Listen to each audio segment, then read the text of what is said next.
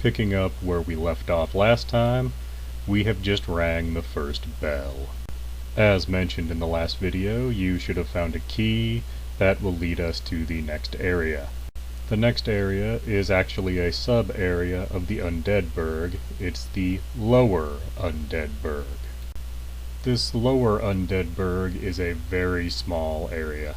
There is basically only two things to do here. Fight the boss, and find a new NPC. The NPC in question is a merchant that sells spells called sorceries. He is seemingly trapped behind a locked door. So of course all you need do is unlock the door and let him out. However, why he is trapped in there is unclear, as the door is not the sturdiest door in the world, from its appearance, and he's a sorcerer. Couldn't he just use a spell and blow the thing off its hinges and get out that way? It's worth noting that in the room with him is the dead body of a second sorcerer. As time in this game is somewhat convoluted, some people speculate that what you see in that room are the two possible fates of that sorcerer. Either he's alive because you save him, or he slowly starves to death, and you also see the body from that possible future. Or it could just be some other guy. The game really doesn't make it clear. Anyway, after saving him, it's time to move along to the boss of this area. The boss of this area is a goat man. He is like the Minotaur demon we talked about earlier, in that he came from the underground. Only it actually makes sense this time because this goat man is actually small enough to have fit through the doorways to get here. Killing him gives you the key you need to advance to the next area. The next area is known as the Depths. This area is a subterranean, maze-like sewer area. As you might imagine, this being a sewer, there's lots of moss and fungus growing on the walls and places. However, the actual water in the sewer seems rather clean and clear. In fact, you don't see any feces anywhere. It would seem that the undead never have a need to use the bathroom. Defecation speculation aside, this is a very large and maze-like area, with several things you need to do before you can advance. Near the beginning of this area is another NPC to save. This one is also a caster merchant that sells pyromancies, which are completely different from sorceries for some reason. There's an optional mini-boss to fight here that is a rat the size of a minivan. There are lesser rodents of unusual size here also, and lizards that can curse you. The curse in question removes half of your total hit points until cured. And toward the end of this area, there is a blind merchant. While not useful now, later in the game he sells lots of unique armor. Not too far from this merchant is the boss for this area. Yet again, we have to kill a boss to get a key to move on. Noticing a pattern yet? This particular boss is a dragon. Not a typical dragon, however.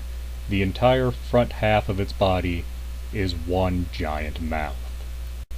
The good news about this boss fight is that you can summon not one, but two NPCs to help you. Both our sun-worshipping friend from last time, and the gentleman that was being held in the church. Really, with both of them, you can just sit in the corner and let them do all the work on this one. This boss fight is a little odd because it seems to take place in some kind of grand hall. Why would such a grand hall exist in the bottom part of a sewer exactly? Regardless of that, the boss is dead and you have the key. You can now go even deeper underground into a horrible, horrible area known as Blighttown. This next area is huge and broken up into two distinct parts. The first part being a long descent down a huge, poorly built wooden platform. This thing is rickety, and parts of it will actually sway as you walk across it and down it. The second part of this area is at the bottom of this ramshackle construction, and it is a vast and quite poisonous swamp. The enemies in this area all look as if they've suffered several generations worth of inbreeding and are quite deformed. In addition to that, everything here can poison you. One wonders how these creatures could have built this great and shabby wooden structure, and where they got the lumber to actually build this in the first place. Once in the swamp proper, you now have many species of giant insect to deal with, some of which breathe fire. In the swamp you have two options. On one side of the swamp is a path to a completely optional area. The opposite side of the swamp leads to the boss for this area. While there is nothing of any real importance in the optional area, there are some interesting aspects to it that are worth mentioning. First, you enter a massive tree. Once inside, you slowly spiral down to the very base of this tree, and it goes down a long, long way.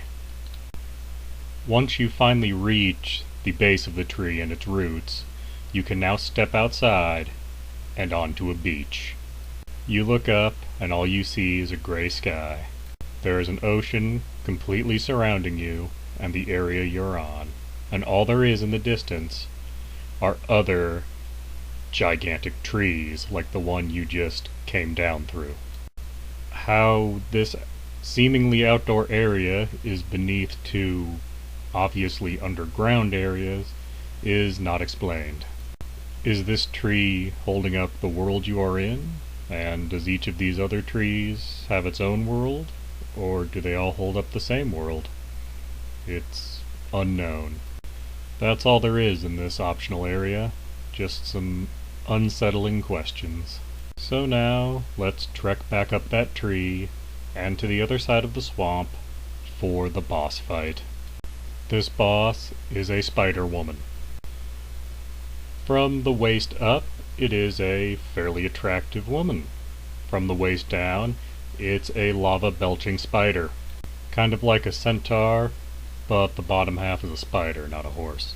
Once she is dead, you can go through a little cave and get to the second bell. Ringing the bell gets you a cinematic that shows you our next destination. This is where we're going to stop for now. Next time I'll tell you how exactly we're going to leave Blighttown, and we'll go to our next destination, Sin's Fortress, and beyond.